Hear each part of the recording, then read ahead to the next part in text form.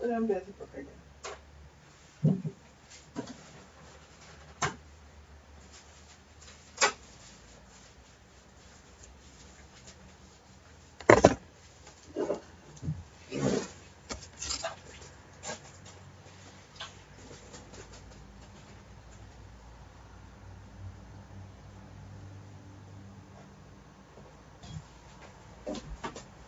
Ya. Está bien.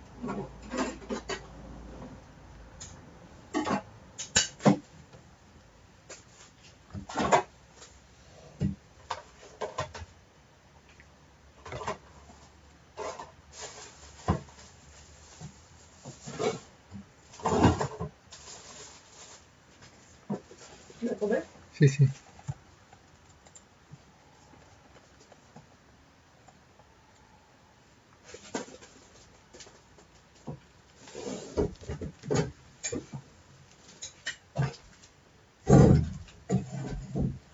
Padre, gracias por los alimentos que ofreces en esta mesa. Gracias por tu amor y tu cuidado. Queremos que usted pueda bendecir lo que nos ha provisto. Dios usted la gloria y la honra de todo, Señor. Y gracias, Padre. Bendiga los alimentos en Cristo Jesús. Amén.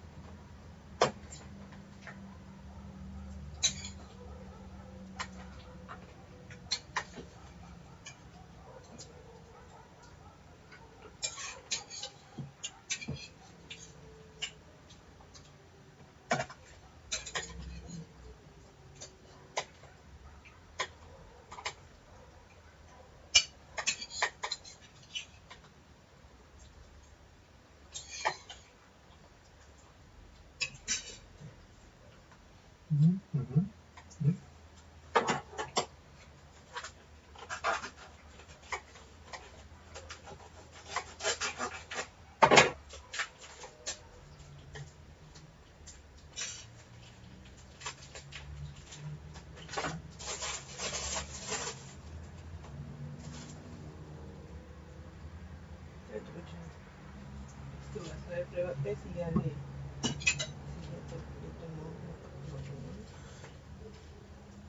Agüita de qué? De golpe. Pero no me acuerdo que traía esto. Pero bueno, no sé.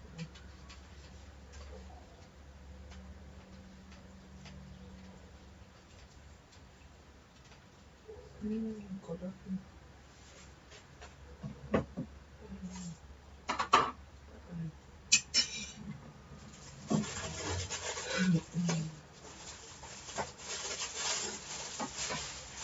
Ya se unieron ya. ¿Eh? Ya se unieron a la transmisión en vivo. ¿No son las 11? Las 10, a las 10 de la transmisión en vivo. ¿En dónde? ¿Eh? Dale. De la iglesia, pues. ¿No es a las 11? No, a las 10 de nosotros. No, porque a las 11 estaba mandado. No, muy tarde, a las 10 era, el pastor ha dicho. ¿Cuándo? En el grupo. Pero si quieren, esperen un segundo.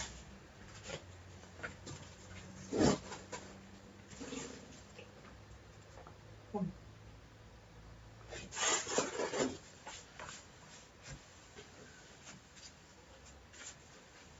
Mire, estamos ahí. ¿Oh?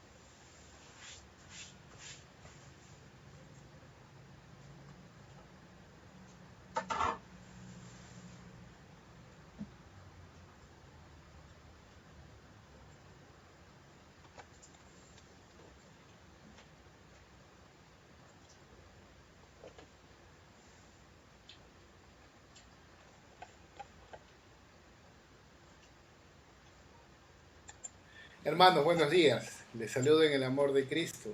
Una mañana más donde nos congregamos en nuestros hogares para poder glorificar a nuestro Señor a través de la enseñanza de la palabra de Dios. Hace unos instantes hemos cantado algunas alabanzas al Señor porque necesitamos alabar al Señor, necesitamos tener un tiempo de alabanza y adoración. Y ahora entraremos al estudio de la palabra del Señor. Así que en esta mañana vamos a meditar en la palabra del Señor. Y una de las cosas que me venía pensando durante este tiempo y también pasando por esta circunstancia es qué puedo enseñar a la iglesia en esta semana de la cuarentena, qué puedo enseñar que de repente algunos puedan estar pasando, algunos puedan estar viviendo.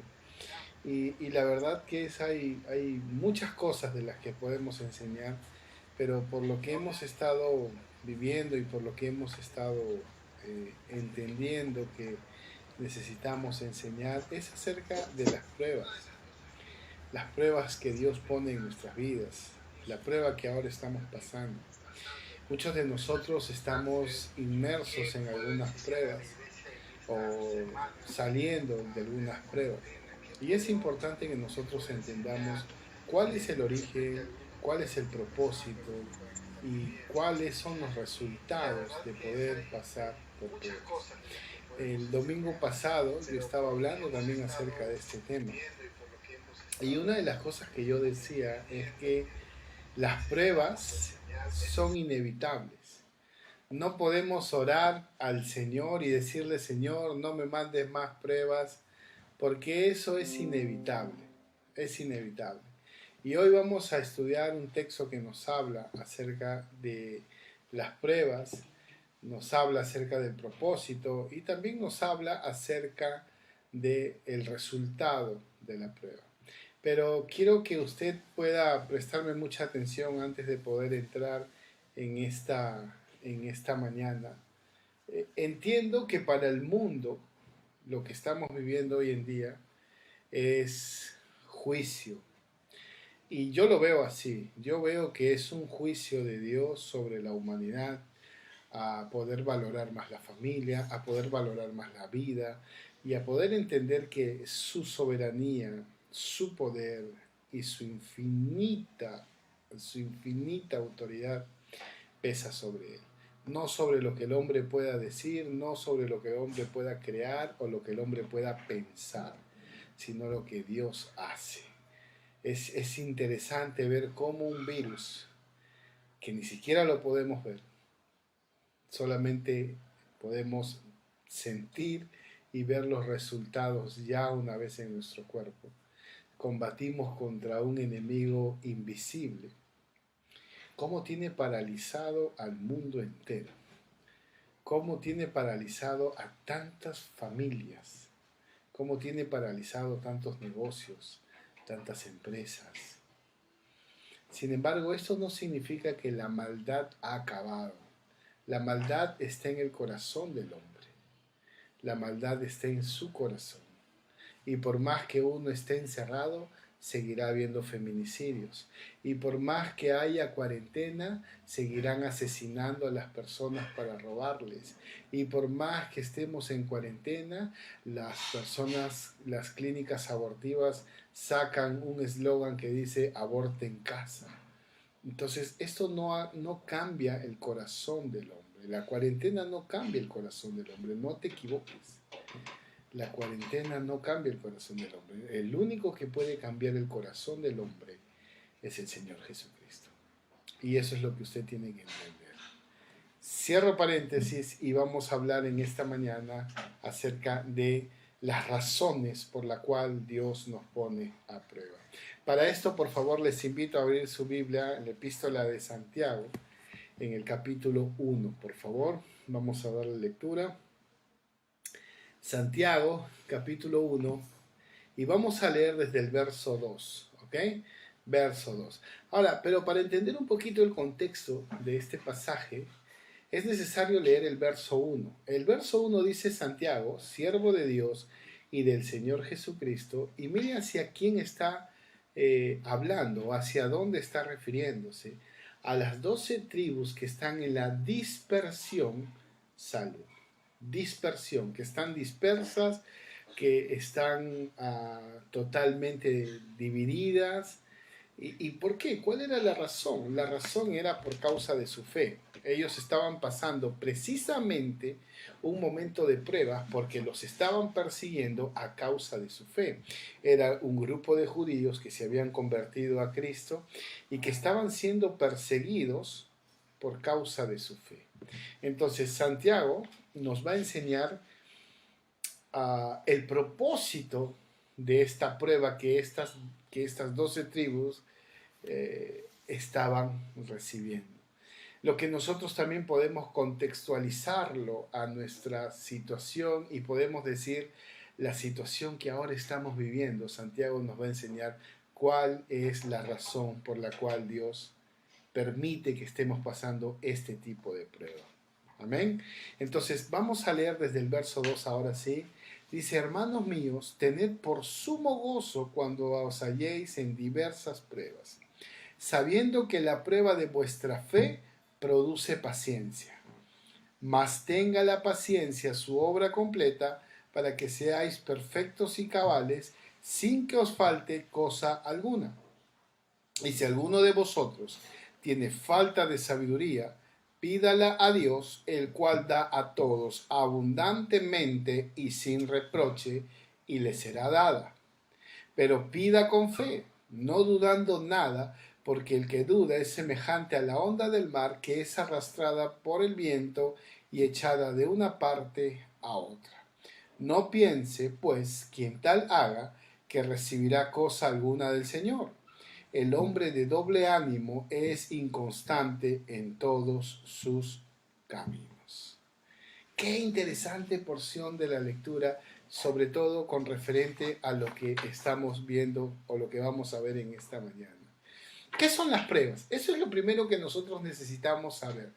Porque lo que nosotros necesitamos saber es qué son las pruebas. Muchas veces nuestra mente nos juega malas pasadas, y Satanás también, quien invade nuestra mente y nuestros pensamientos, muchas veces, porque él no puede posicionarse en nuestras vidas y en nuestro corazón. pero sí puede influenciar con ideas y pensamientos. Y muchas veces Satanás pone en nuestra mente, ya ves, esto te pasa por ir a la iglesia, esto te pasa por servir, o peor aún, nos condena y nos dice, mira, esto tienes tú como merecido porque no lees la Biblia, porque Dios se ha amargado contigo, y trata de poner muchas ideas en nuestra cabeza que al final terminan por desanimarnos. Entonces es importante que nosotros sepamos qué son las pruebas. La Biblia nos enseña que las pruebas son las disciplinas correctivas, instructivas de parte de Dios. Esto quiere decir que son enviadas por Dios y que nos instruyen o nos corrigen en cuanto a nuestra fe. Esto usted tiene que grabarlo o memorizarlo. La prueba son las instrucciones, las disciplinas que Dios pone sobre nuestras vidas para corregir, para instruir o para disciplinar nuestra fe. ¿Ok? Eso es lo primero. Ahora, las pruebas también nos identifican como hijos de Dios.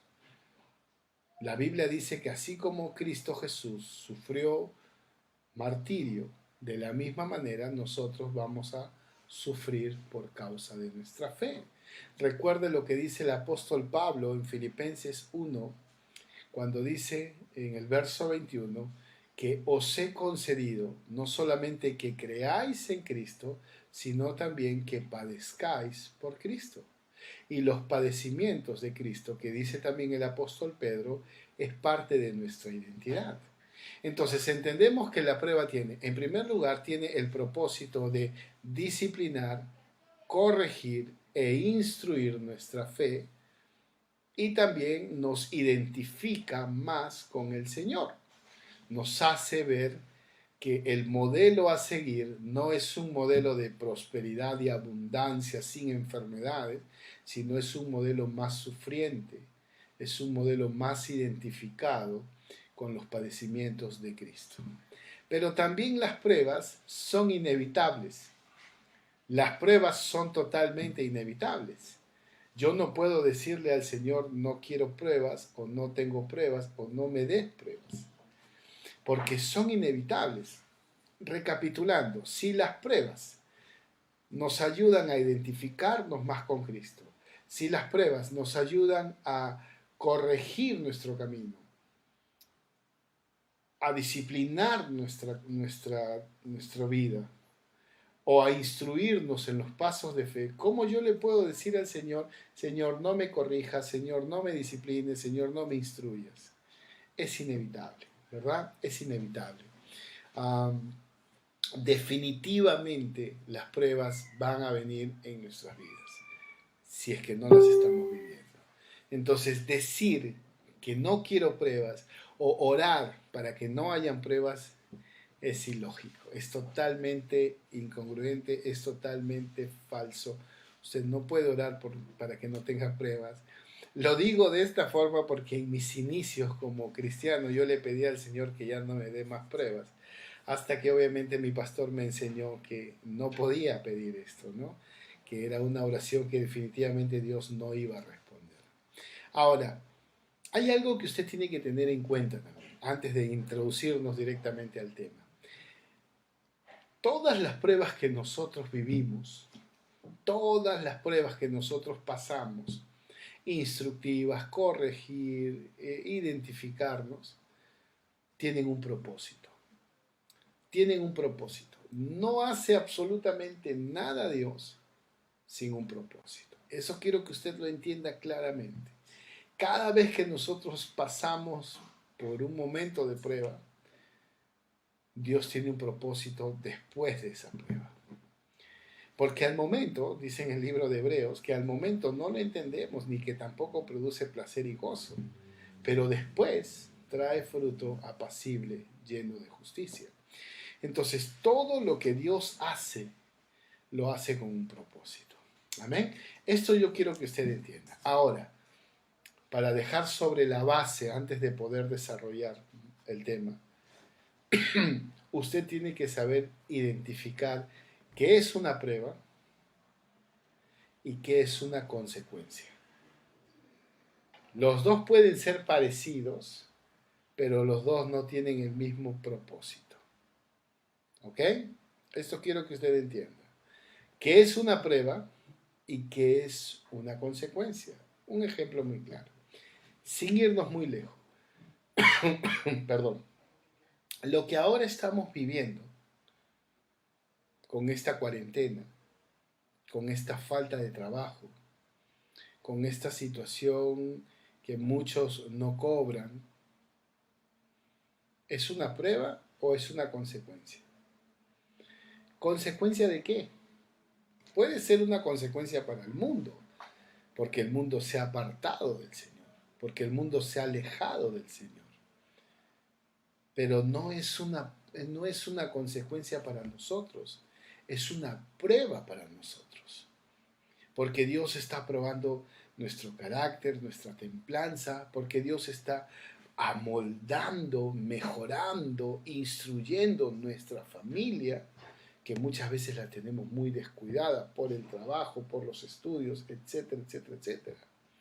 Dios está llevándonos a tener un tiempo de devocional con Él en las mañanas, porque ya no sales, estás en tu casa, tienes que estar ahí, salvo los que están trabajando. Y aún así, Dios nos está llevando a tener un tiempo más profundo, más íntimo con el Señor. Yo no he hecho nada para que esto sea una consecuencia. Yo no soy el centro del mundo. No es que porque yo pequé, ahora todos estamos en cuarentena, o que porque mi pecado originó el virus y el virus ha pasado como una pandemia. No, esto quítate de tu mente. Es una prueba de fe. Y tal vez hasta ahora no has estado viviendo esa prueba de fe porque has tenido en la despensa llena de alimentos, de sustento, has estado teniendo dinero. Pero ya pasaron más de 30 días y ese dinero se agota y esa refrigeradora se va vaciando.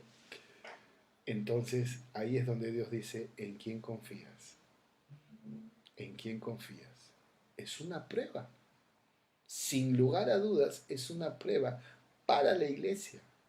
Es una prueba para nosotros de saber dónde está nuestra confianza.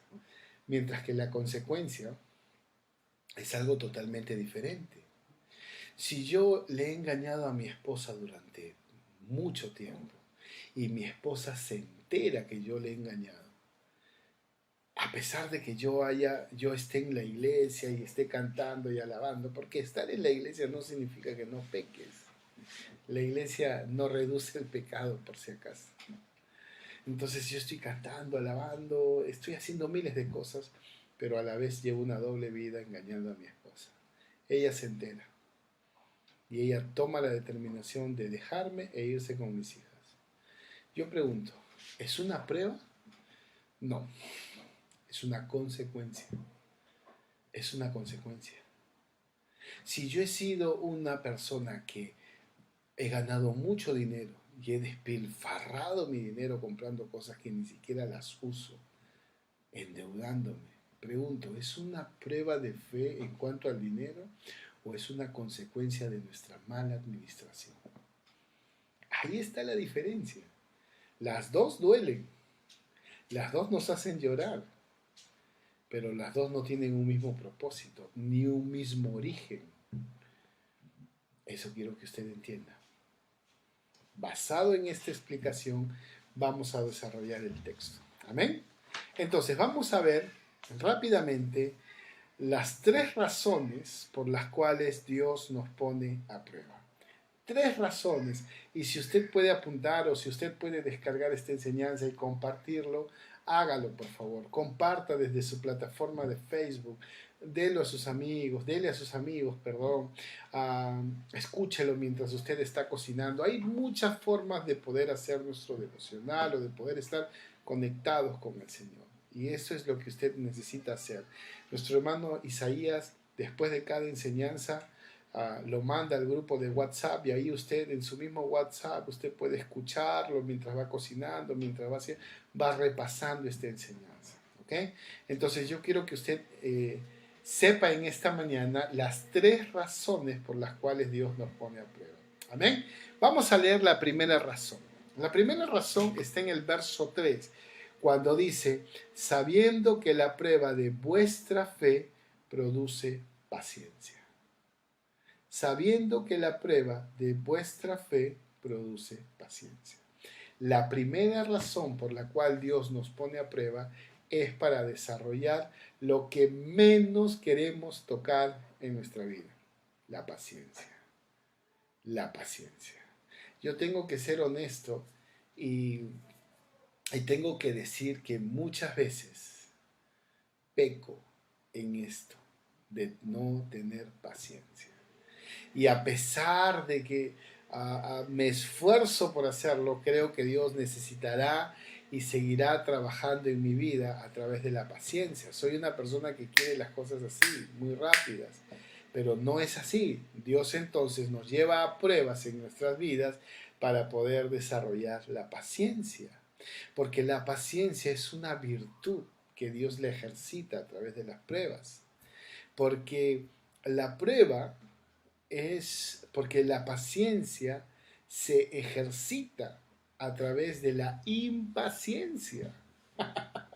Siempre he dicho esto, cada vez que recibo oraciones y me dicen, pastor, por favor, ore por mí porque necesito más paciencia, yo dentro de mí digo, no sabes lo que estás pidiendo. Porque cada vez que nosotros pedimos por paciencia es como si Dios nos diera lo contrario, menos paciencia. Pero ahí está ejercitando nuestra fe, ahí está ejercitando nuestra paciencia. Y es lo que nosotros necesitamos. Ahora, ¿de qué manera Dios la usa? ¿De qué manera Dios la ejercita? Lo dice en el verso 2. En el verso 2 dice, tened por sumo gozo cuando os halléis en diversas pruebas. Diversidad de pruebas. Hay pruebas económicas, hay pruebas familiares, hay pruebas de salud, hay pruebas en la misma iglesia, hay pruebas de fe, hay pruebas de carácter, hay miles de pruebas en las cuales Dios permite que pasen en nuestras vidas para desarrollar nuestra paciencia. Dios permite muchas veces que podamos pasar todo este tipo de circunstancias para desarrollar nuestra paciencia. ¿Por qué? Lo dice en el verso 4, porque la paciencia, al tener su obra completa, al poder haberla desarrollado en nuestra vida, en todo el peregrinaje de nuestra vida, va a completar en nosotros la perfección y la cabalidad. La perfección tiene que ver con madurez, con equilibrio, con el hecho de no dejarnos llevar a través de nuestras emociones, sino a través de nuestras convicciones. La madurez, con el hecho de no estar nervioso, nerviosa, afanado o afanada por circunstancias donde tienes que manejarlos a través de tu madurez. Y Dios va a perfeccionar esto. La paciencia perfecciona en nuestras vidas la madurez. ¿Por qué hay muchos cristianos que todavía son inmaduros? Porque son impacientes. Usted no me va a dejar engañar a mí. Usted no me va a dejar engañar a mí que las personas que tienen más problemas de madurez, de fe, de responsabilidad, de consecuencia, son las personas más impacientes. Es así. Lamentablemente, es así. Sin embargo, también dice que va a perfeccionar nuestra cabalidad. ¿Qué significa una persona cabal? Es una persona que se comporta con honradez y rectitud. Es una persona honrada, es una persona recta, es una persona que no se deja dominar por nada. Es una persona que mantiene integridad en su camino. Y esto hace las pruebas. Esto hace las pruebas, ejercita nuestra paciencia y nuestra paciencia, desarrolla madurez y desarrolla honradez, cabalidad, rectitud. Amén. Eso es lo primero. Entonces, Dios a través de las pruebas, ¿qué desarrolla? Nuestra paciencia. Recuerde esto, Dios desarrolla nuestra paciencia. Segundo, ¿Qué es lo que Dios desarrolla? ¿O cuál es la segunda razón por la cual Dios nos pone a prueba? Dice en el verso 5. Y si alguno de vosotros tiene falta de sabiduría, pídala a Dios, el cual da a todos abundantemente y sin reproche, y le será dada. Acá hay mucha información, pero una de las cosas que necesitamos entender claramente, que por la cual Dios nos pone a prueba, es la sabiduría para saber afrontar las adversidades. ¿Qué es lo que generalmente hacemos cuando estamos en medio de un problema? No sabemos qué hacer. O peor aún, tomamos decisiones equivocadas. Y tan equivocadas que en vez de ayudarnos a salir de la prueba, nos sumerge más en problemas, en consecuencias, en circunstancias desfavorables. Por eso dice el Señor, y aquí viene lo que quiero enseñar, lo que aquí dice el Señor, que el que tiene falta de sabiduría, no está hablando de inteligencia, de intelecto, está hablando de sapiencia, de sabiduría. Y Dios dice, el que no es sabio, pida a Dios sabiduría. No inteligencia, sabiduría.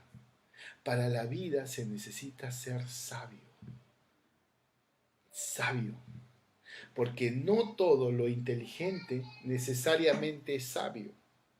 Pero todo lo sabio necesariamente es inteligente. Entonces usted tiene que entender claramente, iglesia, claramente, que en medio de esta adversidad Dios nos puede dar sabiduría en cómo actuar, sabiduría en cómo manejar esa circunstancia, sabiduría para poder afrontar la prueba.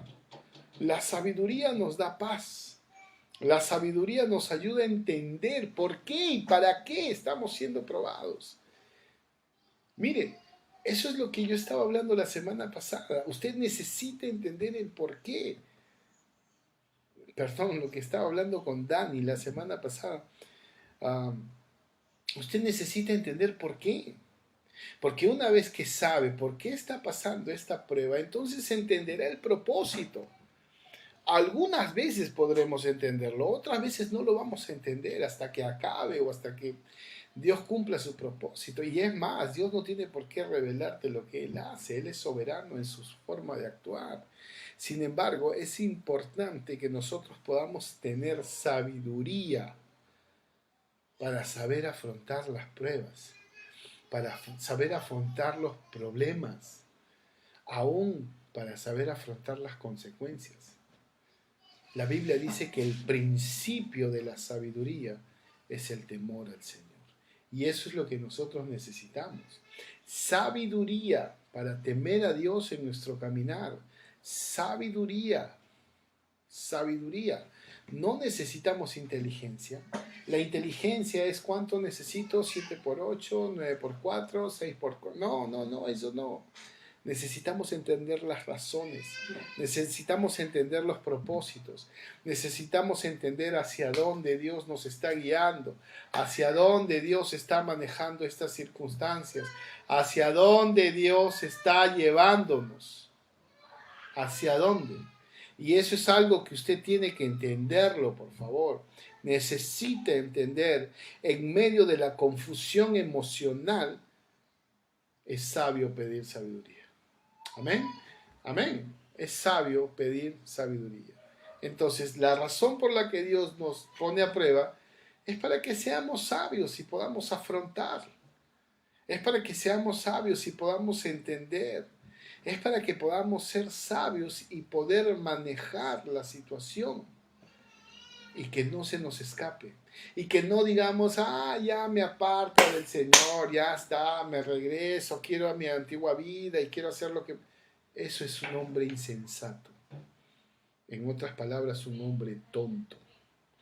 Porque insensato, fatuo, es ser tonto. Y si nosotros no tenemos sabiduría, nosotros somos insensatos. La tercera y última razón por la cual Dios nos pone a prueba es para purificar nuestra fe. Verso 6 y verso 7 dice, pero pida con fe, no dudando nada, porque el que dude es semejante a la onda del mar, que es arrastrada de un viento y echada por una parte a otra. No piense, pues, quien tal haga, que recibirá cosa alguna del Señor.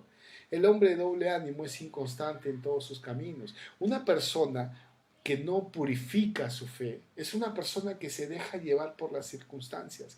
Es una persona que dice, ahora sí, Diosito, y mañana hace lo peor. Es una persona que no tiene estabilidad, una persona que no tiene su fe desarrollada, una persona que no tiene su fe purificada. Es una persona que le cree a Dios y que no le cree a Dios. ¿Cómo es eso, pastor? Por supuesto, el texto dice que el que no lo hace con una fe purificada, porque dudar significa pecado. El libro de Romanos dice que todo lo que no procede de fe es pecado. La duda es pecado. Entonces, ¿cómo llegamos a un punto donde, sí, Señor, yo creo que va a pasar todo esto? Purificando nuestra fe. Y necesitamos purificar nuestra fe, porque si no somos echados de un viento a otro, porque si no somos arrastrados por una ola, ¿no? Porque somos de doble ánimo. Una persona de doble ánimo es aquella que ahora, Señor, te amo con todo mi corazón y mañana no quiere saber nada del Señor porque tienes pruebas. Esa es una persona de doble ánimo, una persona que emocionalmente es inestable, que ahora se cree salvo y que mañana no se cree salvo, que ahora cree en el Señor y que mañana odia al Señor. Esa es una persona inestable, que ahora le pide en oración al Señor que provea y que mañana está viendo los medios necesarios para poder ser no honesto y tener las cosas a su alrededor. Cuando uno pide al Señor necesita pedirlo con fe. Y para poder tener esa fe, esa convicción, esa plena convicción, como dice en Hebreos capítulo 11, esa convicción de lo que no se ve, se necesita una fe purificada. ¿Y qué purifica nuestra fe? ¿Asistir a la iglesia? ¿Qué purifica nuestra fe? Llevar un curso de fase 1, fase 2, fase 3, ABC, Academia Bíblica. ¿Qué purifica nuestra fe? Son herramientas necesarias, pero ¿sabe qué? Son herramientas importantes, pero lo necesario es la prueba. Es la prueba. Y saber terminar la prueba con las botas puestas. No rehusar, no irte, no, ya estoy siendo probado y no acabarla. Necesitamos terminar la prueba con una fe purificada. La fe purifica la prueba purifica nuestra fe, iglesia. Nuestra fe es necesaria que sea ejercitada. Es necesaria. Muchas veces nosotros estamos acostumbrados a tratar de solucionar las cosas por nuestros medios. Muchas veces nosotros estamos acostumbrados a tomar atajos para poder recibir las cosas, pero no es así. Necesitamos aprender a depender totalmente del Señor. Y esto, lo que estamos viviendo ahora, nos lleva a depender del Señor. Esto, lo que estamos pasando ahora, está purificando nuestra fe.